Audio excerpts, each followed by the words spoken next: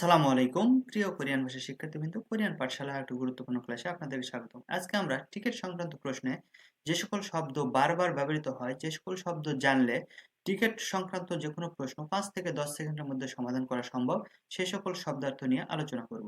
এই ক্লাসটি আপনাদের জন্য অতীব গুরুত্বপূর্ণ, সুতরাং সবাই মনোযোগ সহকারে করবেন এই প্রত্যাশা করছি। তো চলুন কথা না বাড়িয়ে ক্লাসটি শুরু করা যাক। দেখুন এখানে কতগুলো ওয়ার্ড দেওয়া আছে। এই যে প্রথম থেকে শুরু করি। মধু মানে মোট, হাফ গিয়ে মানে মোট, খাচ্ছি মানে এক্ষেত্রে বা মোট, অর্থাৎ সবগুলো শব্দের অর্থ এক্ষেত্রে বা মোট। এই শব্দার্থগুলো বিভিন্ন যেগুলো আপনার মেনু সম্পর্কিত থাকে টিকেটে, মানে কত টাকায় কিনলো, কতজন, এই ধরনের জায়গাতে দেওয়া থাকে। দেখুন, সোলবাল মানে যাত্রা শুরু এবং থোসাক মানে যাত্রা শেষ। যদি কোনো ব্যক্তি কোথাও যায় সেখানে টিকিট ক্রয় করে, তখন সেই টিকেটে দেওয়া থাকে কোথা থেকে সে যাত্রা শুরু করবে এবং কোথায় যে যাত্রা শেষ করবে। অনেক সময় প্রশ্নের মধ্যে চাওয়া হয় যে এই ব্যক্তিটি যাত্রা কোথা থেকে শুরু করতেছে বা কোথায় যে যাত্রাটা শেষ করতেছে। সক মানে আসন, টিকেটের মধ্যে দেওয়া থাকে যে এই ব্যক্তিটি কোন আসনে বসবে, কোন আসনটি তার জন্য ক্রয় করা হয়েছে, কোন আসনটি ফাঁকা ছিল সেই আসনটি তার কাছে বিক্রয় করা হয়েছে। তো এই সক মানে আসন, এটাকে আপনাকে জানতে হবে। ওজন মানে সকাল এবং ওহ মানে বিকাল। হ্যাঁ, প্রশ্নের মধ্যে এভাবে অবশ্যই দেওয়া থাকে যে ব্যক্তিটি কখন যাত্রা শুরু করবে এবং কখন তার যাত্রা শেষ হবে। অনেক সময় দেওয়া থাকে যে যাত্রা বিরতিটা কখন তার আছে, সেই ক্ষেত্রে এই ওহু শব্দটাও ব্যবহৃত হয়ে থাকে। তারপরে দেওয়া আছে উজি মানে স্থান। কিন্তু একটা জিনিস এখানে দেখেন, এই জি মানেও স্থান বোঝায়। অনেক সময় কোনো কিছুর শেষে তারা জি দ্বারা স্থান বোঝায়, ঠিক আছে, এটা মাথায় রাখবেন।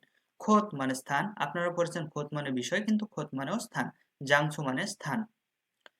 তো অনেক সময় প্রশ্নের মধ্যে এভাবে চাওয়া হয় যে এই ব্যক্তিটি কোন স্থানে যাত্রা করতেছে, কোন স্থানে এই ব্যক্তিটি গন্তব্যস্থল, তখন এই শব্দ অর্থগুলো ব্যবহার করা হয়।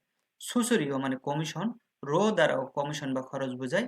বিইও গম মানে এটাও দ্বারা খরচ বোঝায়। অনেক সময় এই বি দ্বারাও শুধু ভাড়া, খরচ, টাকা এই ধরনের অর্থ বুঝিয়ে থাকে। তো এটা কখন ব্যবহৃত হয়?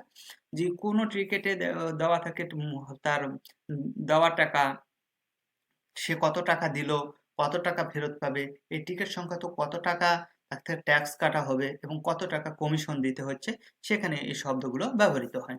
দেখেন নাল বা ইল, এই নাল মানেও দিন, ইল মানেও দিন। এই দুটো খুব গুরুত্বপূর্ণ ওয়ার্ড, মনে রাখবেন। অনেক সময় জিজ্ঞেস করা হয় যে এই ব্যক্তি কোন দিন যাত্রা শুরু করবে বা কোন দিন তার যাত্রা শেষ হবে। অঞ্জে মানে কখন, মিয়ত মানে কয়টা। এই যে অঞ্জের প্রশ্নের মধ্যে যখন থাকবে তখন আপনাকে মনে করে নিতে হবে যে কোনো একটা নির্দিষ্ট তারিখ দিয়ে সেখানে বোঝানো হয়েছে, ওই তারিখটা আপনাকে ধরে নিতে হবে। মিয়ত মানে কত, এই কত দ্বারা বোঝানো হয়েছে যে সে কতটা সময় যাত্রা করবে। তো এটা খুব গুরুত্বপূর্ণ ওয়ার্ড। অরু মানে দিকে, শুধু রো দ্বারাও দিকে বোঝায়। র খা মানে দিকে, র ইও মানে দিকে।